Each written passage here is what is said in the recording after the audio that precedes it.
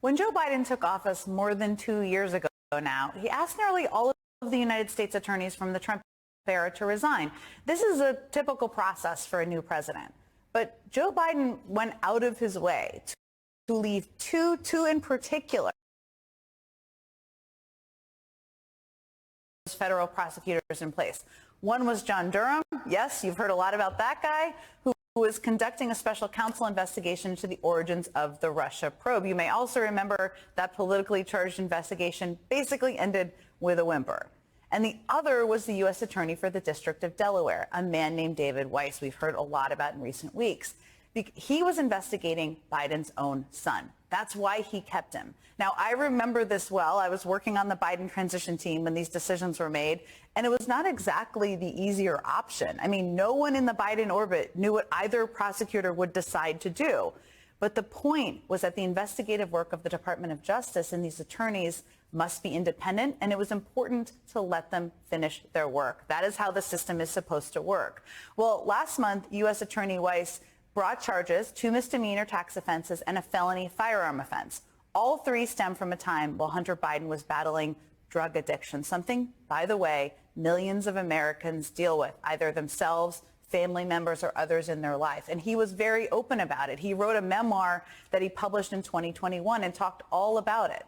Weiss also announced that he has secured a plea deal where Hunter Biden would plead guilty to the tax charges and enter into what is called a pre-trial diversion agreement on the gun charge. Today, Hunter Biden appeared in federal court for a hearing where he was expected to formally enter that plea. That's what everybody thought was going to happen. But in what felt like a twist, the judge did not approve the deal, instead giving the prosecutors and defense teams 30 days to hash out the agreement. Hunter Biden then pleaded not guilty. Now, while all of this was going on today, President Biden remained pretty out of the public eye. He has maintained a strict distance from any appearance of involvement in his son's case, any appearance at all, or the processes of the Department of Justice. Now, whatever you think of these relatively minor offenses by Hunter Biden, he is someone who does not hold public office, simply happens to be son of the president, and the Biden administration has played this exactly by the book. Now, just to put this full picture for you, imagine just for a second that a child of the former president, a child of Trump, was under investigation by a prosecutor appointed by a Democratic president. Do you think there is any world in which he would have let that person keep their job, or frankly, even refrain from personally attacking them? If you have any doubt, remember, Donald Trump attempted to co-opt the Department of Justice to help him steal the election, and he has repeatedly targeted prosecutors for simply doing their jobs. Yesterday, the former president commanded his foot soldiers in Congress to immediately take steps to stop the DOJ from prosecuting him. Just this morning, he was hollering on his Truth Social page about prosecutorial misconduct and predicting he will have the trial of the century. So, yes, Joe Biden and Donald Trump have starkly different views of the independence of the Department of Justice, and that's important to remember as we look at history. Claire McCaskill served as a Democratic senator of Missouri, and she joins me now. Claire, you have a legal background, a political background, and we're all trying to make sense of what happened today. So let me start with this. Is it unusual for a judge not to accept a plea deal like this? Because it felt kind of surprising to everybody watching it. Well, there were some things in this plea deal that were unusual, and that's what the judge focused on, both the scope of the immunity, which is not unusual for that to get hashed out in detail, but also the fact that what they did in this plea deal, typically if you're on a diversion program, if you violate the terms of the diversion, in this instance, either break the law or use drugs or have a gun, then that is handled by people through the Department of Justice, people that are assigned to the diversion program and monitor people who are on diversion. They were worried that Trump could get reelected and decide he would revoke Hunter Biden's diversion without cause. And so they wouldn't be able to maintain, so they wouldn't be able to maintain exactly the parts of the plea if Trump is elected. Exactly. And so what they did in this case, they said they wanted the judge to be the arbiter as to whether or not he had violated the terms of diversion. And she said, whoa, wait a minute. That's not my job. Yeah. I am not somebody who is the arbiter of whether someone has violated diversion. That's an executive branch function. So I think that's the main thing they're going to work out. And frankly, they'll probably work out whether or not he's got immunity from FARA, which is the federal lobbying statute.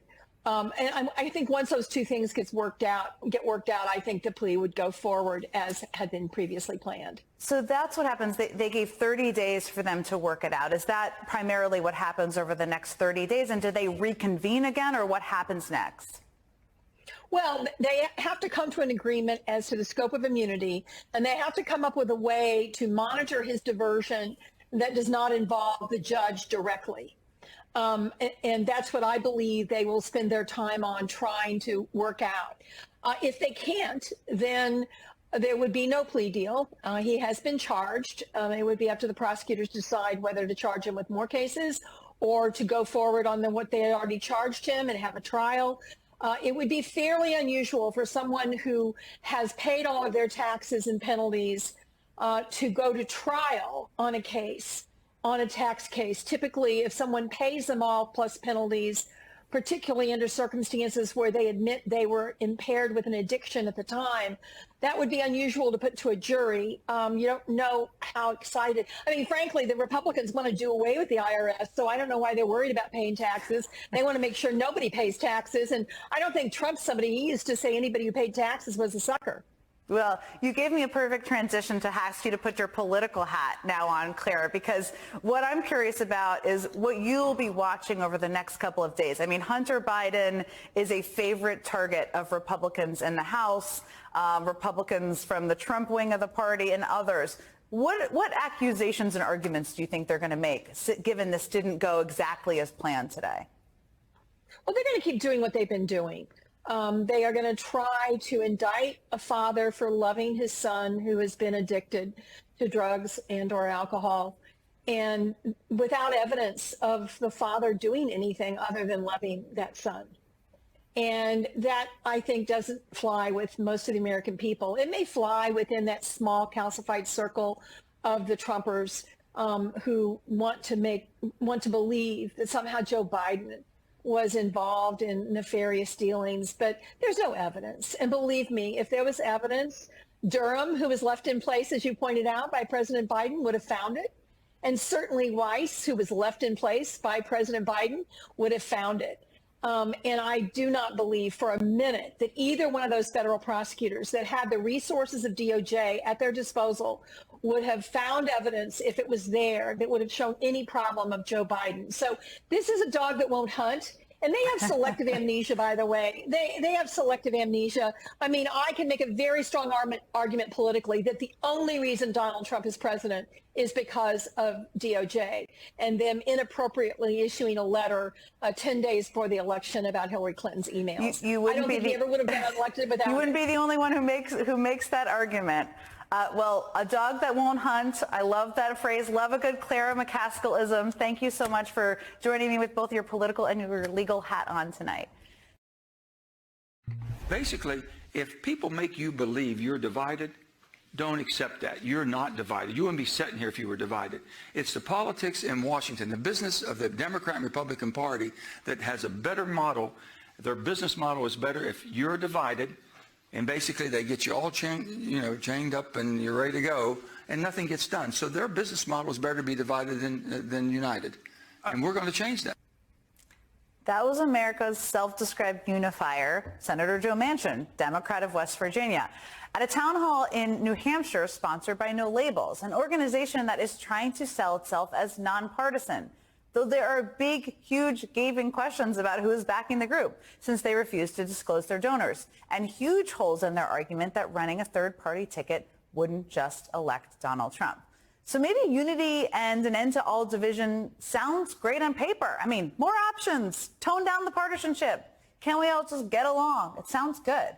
But as Jamel Bowie argues in the New York Times, this whole notion is a bit of a fantasy. He writes, quote, "There's no way to realize this long-running fantasy of politics without partisanship. Organized conflict is an unavoidable part of democratically structured political life for the simple reason that politics is about governing and governing is about choices." And Jamel Bowie, opinion columnist for the New York Times, joins me now. Now, you started your column with this line that really stuck with me.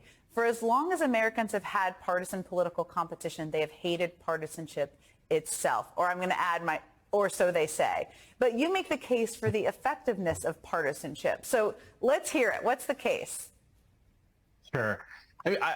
It's not so much that partisanship is effective or ineffective. It's just part of life. It's an unavoidable part of political life, like I wrote. And so the question really isn't, can we have politics without partisanship? I think the clear answer is no. Even during times when partisanship is relatively low, there is still intense partisan competition. It comes with the package. The question is, does our political system work with the partisanship we have? Does it facilitate it? Does it structure it in a useful way? Or does our political system make it difficult to operate under conditions of high levels of partisanship? Now, I would say that the issue is the latter, and that if you want a better politics, you actually just need to change the system in which we're working.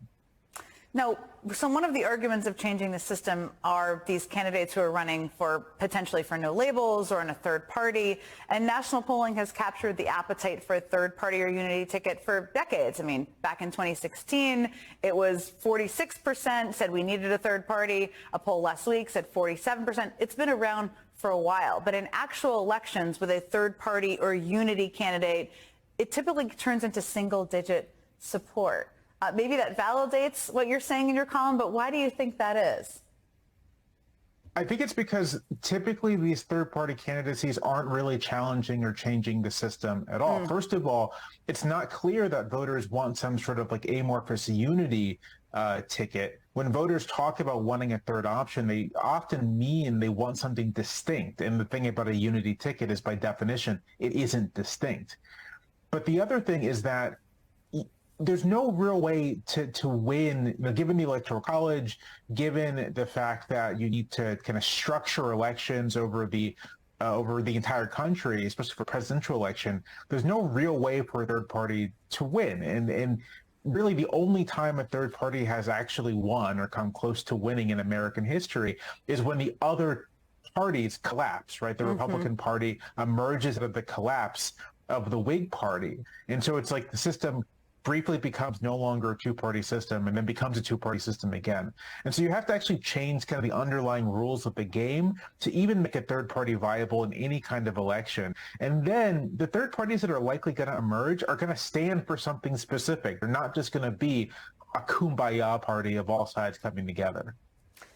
You make this point also in your column that there's a tendency for those who are advocating for a unity ticket or unifying to kind of lump very different things together. And this really stuck out to me too, like Black Lives Matter and the January 6th riot. Not that they're saying it exactly like that, but they are lumping them together, which clearly feels dangerous.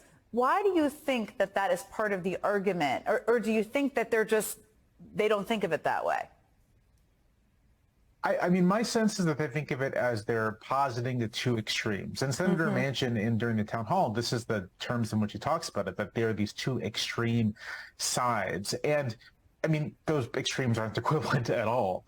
But I think that's how the people making the argument imagine it. And I guess what I would say is that, again, there's actually nothing really wrong with people having extreme views. There's nothing necessarily wrong with people having views that are outside of the mainstream.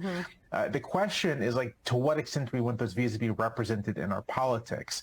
And if we want them represented at all, and I think it's an open question, some people do, some people don't, then you have to actually look at the structure of how you create political competition in the country. Right now, because of our single member districts, because of our first past the post elections, everything's set up to create two dominant parties, but it doesn't have to be that way. And that's really, I think, for people who want another option, that's how they should be thinking. Not, can we create a third-party presidential campaign, but what are the rules of the game and how do you change them to facilitate competition?